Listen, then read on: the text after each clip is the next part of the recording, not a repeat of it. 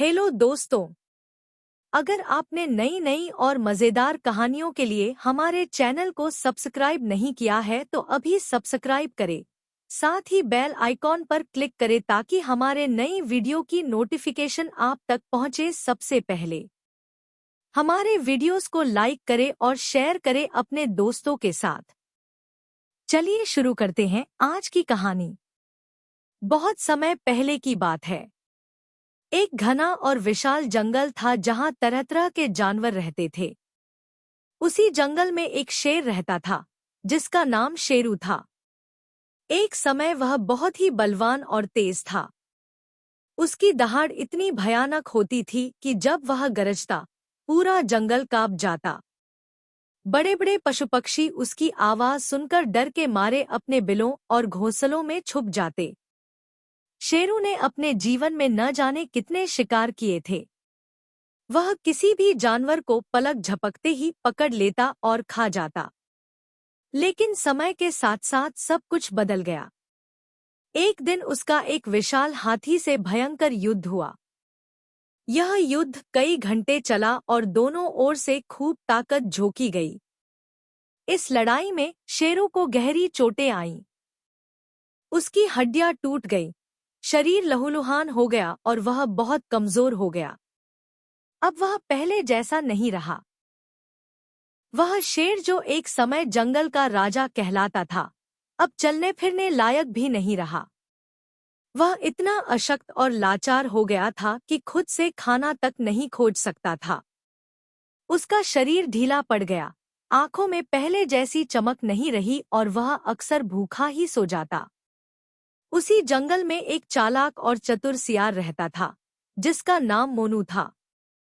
वह शेरू का सेवक था और उसके प्रति बड़ा वफादार था।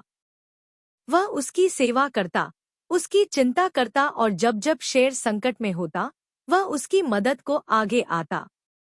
शेरू के बूढ़े और कमजोर हो जाने के बाद मोनू उसकी देखभाल करने लगा। एक दिन शेरू को बहुत तेज भूख लगी। उसका पेट भूख से मरोड़े मार रहा था। उसने मोनू को बुलाया और बोला, मोनू, मेरा शरीर अब तुम्हारे सामने है, लाचार और बेबस। अगर आज भोजन नहीं मिला तो शायद मैं कल तक न रहूं। जाओ, किसी जानवर का प्रबंध करो। मोनू जंगल से निकलकर पास के गांव की ओर चल पड़ा। वह सोच रहा था कि किसी कमजोर जानवर को बहला फुसलाकर जंगल में लाएगा। गांव के पास उसे एक गधा दिखाई दिया जो बहुत उदास और दुखी दिख रहा था। उसके चेहरे पर चिंता और थकान साफ झलक रही थी। मोनू उसके पास गया और बोला, मामा, क्या बात है? तुम इतने परेशान क्यों लगते हो? कुछ चिंता है क्या? गधा सचमुच बहुत दुखी था। उसने गहरी सांस लेकर कहा, क्या बताऊं भतीजे, दिन भर मालिक के लिए काम करता हूँ। ईंटें ढोता हूँ, कपड़े धोने ले जाता हूँ, फिर भी वह मुझे बिना बात पीटता है। मेरी पीठ पर हमेशा घाव रहते हैं। ऐसे जीवन का क्या मतलब? मोनू ने तुरंत मौका देखकर झूठी सहानुभूति जताई। उसने कहा, मामा, आप व्यर्थ दुखी हो रहे हैं। क्यों नहीं जंगल में चलकर रहते? वहां न मालिक होता है, न मार पिटाई। वहां तो हरियाली ही हरियाली है, ताजगी है और खुले आसमान के नीचे स्वतंत्र जीवन है। वहां आपकी तरह 3 सुंदर गधियां भी हैं जो आपसे विवाह करना चाहती है। सोचिए कितना सुख मिलेगा आपको।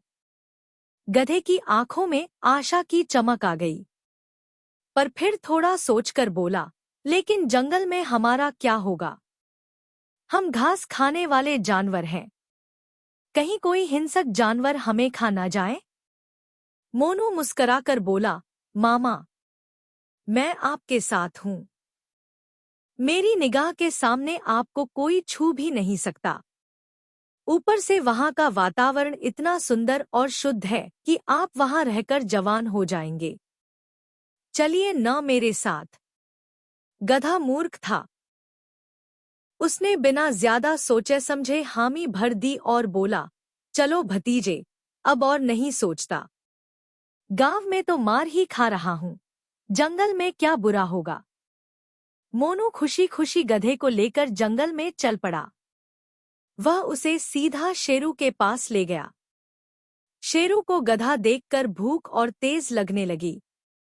उसने झपट्टा मारा, लेकिन गधा सतर्क हो गया और पीछे की तरफ जोरदार दुलत्ती मारी।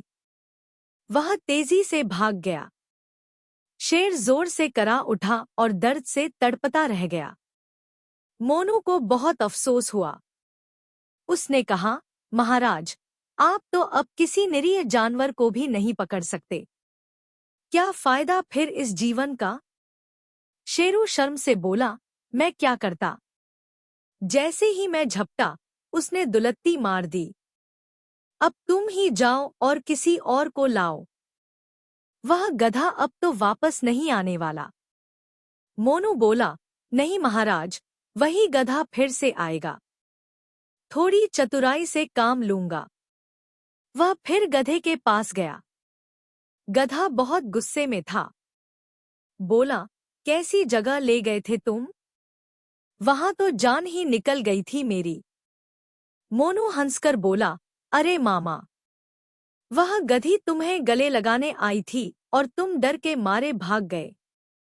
क्या तुमने उसकी बड़ी बड़ी आंखें नहीं देखीं? गधा थोड़ा झिझका और बोला, सच में वह गधी थी, लेकिन वह तो बहुत अलग दिख रही थी। मोनू ने कहा, वो इसलिए क्योंकि वह जंगल की हवा में रहकर इतनी सुंदर और मजबूत हो गई थी कि तुम पहचान ही नहीं पाए। अगर तुम भी वहां रहो तो कुछ ही दिनों में तुम्हारे कान और पूंछ तक बदल जाएंगे। अब तो गधा फिर से लालच में आ गया और बोला, चलो भतीजे, इस बार मैं ध्यान रखूंगा। मोनू उसे दोबारा शेर के पास ले आया। इस बार शेर ने कोई गलती नहीं की। जैसे ही गधा पास आया, शेरू ने जोरदार झपट्टा मारा और उसे एक ही बार में मार गिराया। इसके बाद शेर नहाने चला गया और मोनू से कहा, मैं अभी आता हूँ, तुम इसकी देखभाल करना। मोनू ने मौका देखकर गधे का दिल और कान खा लिए। जब शेर लौटा और देखा कि शिकार अधूरा है तो गुस्से से गरज उठा, तूने मेरे शिकार को गंदा कर दिया। मोनू ने चतुराई से कहा, महाराज, इस गधे के पास तो दिल और कान थे ही नहीं, वरना एक बार धोखा खाने के बाद वह दूसरी बार यहाँ क्यों आता। शेर को बात समझ आ गई और वह शांत हो गया। उसने सियार को उसका हिस्सा दिया और खुद भी खाने में लग गया। दोस्तों, इस कहानी से हमने सीखा, जो व्यक्ति अपने दिमाग का इस्तेमाल नहीं करता और बार बार वही गलती करता है, वह मूर्ख होता है। जैसे वह गधा, जो लालच और मूर्खता के कारण अपनी जान गंवा बैठा। आज की कहानी में इतना ही। हमारे चैनल को सब्सक्राइब करें। मिलते हैं अगली कहानी में टेलबाजी के साथ।